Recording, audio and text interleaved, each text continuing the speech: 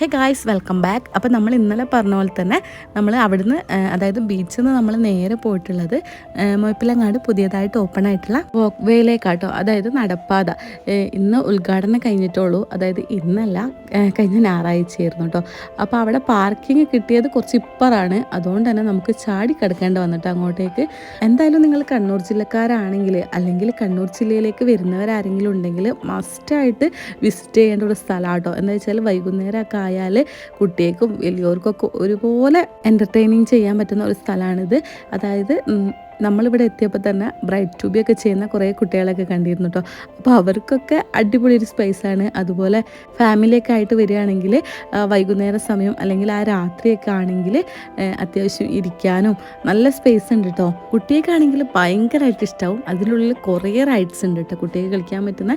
ഇനിയിപ്പോൾ ഫാമിലിയും കുട്ടികളൊക്കെ ആയിട്ട് ഒരു വൺ ഡേ ട്രിപ്പൊക്കെ പ്ലാൻ ചെയ്തിട്ട് നേരെ ഇങ്ങോട്ട് പോകുന്നോളൂ കേട്ടോ. കുറച്ച് നേരം ബീച്ചിലൊക്കെ കളിച്ച് അതിന് ശേഷം ഇവിടേക്ക് പോന്നാൽ മതി. കുട്ടികളെ അങ്ങോട്ട് വിട്ടുകൊടുത്താൽ പിന്നെ തിരിച്ച് വരുന്ന കാര്യത്തിൽ ഒരു തീരുമാനമാവട്ടോ. എന്താ വെച്ചാൽ അത്രയും ആക്ടിവിറ്റീസ് ഉണ്ട് അതിൻ്റെ ഉള്ളിൽ. പിന്നെ നമുക്ക് ഒരു മണിക്കൂറൊക്കെ ഇങ്ങനെ കാണാനുള്ള സംഭവങ്ങളും ഉണ്ട് കേട്ടോ. പിന്നെ വൈകുന്നേരം ആയാൽ പിന്നെ പറയണ്ട, ആ ഒരു സൺസെറ്റൊക്കെ കണ്ടിട്ട് അടിപൊളിയായിട്ട് അതിൻ്റെ ഉള്ളിൽ ഇരിക്കുക കേട്ടോ. നിങ്ങളൊന്ന് നോക്കിയാൽ കാണാൻ തന്നെ എന്ത് ഭംഗിയാല് ആ ഒരു സൂര്യൻ അങ്ങനെ താന്നു പോകുന്നത്.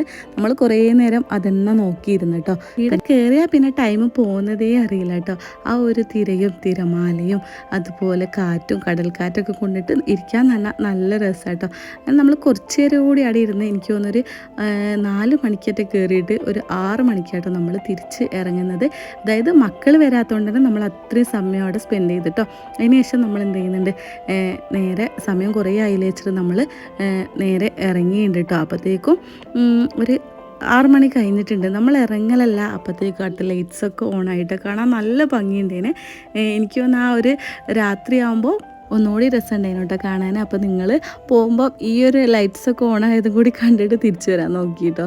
അപ്പോൾ നമ്മൾ എത്തിയപ്പോഴേക്കും നല്ല ബ്ലോക്കായി. എനിക്ക് തോന്നുന്നൊരു 1.5 മണിക്കൂറോളം നമ്മൾ ആ ബ്ലോക്കിൽ പെട്ട് കിടന്നു കേട്ടോ. ആ ഒരു ബീച്ചിൽ നിന്ന് തന്നെ അത്യാവശ്യം ഞായറാഴ്ച ആയതുകൊണ്ട് തന്നെ നല്ല തിരക്കുണ്ടായിരുന്നു. അതുകൊണ്ട് ഫുള്ള് ബ്ലോക്ക് ചെയ്യുന്നു കേട്ടോ. എങ്ങനെയൊക്കെയാണ് നമ്മൾ തലശ്ശേരി എത്തിയത്. അങ്ങനെ ബ്ലോക്കിൽ നിന്ന് രക്ഷപ്പെട്ട് വന്നപ്പോഴേക്കും നമുക്ക് നല്ല വിശന്നീനെ ഒരു 9 മണിയൊക്കെ ആയി കാണും.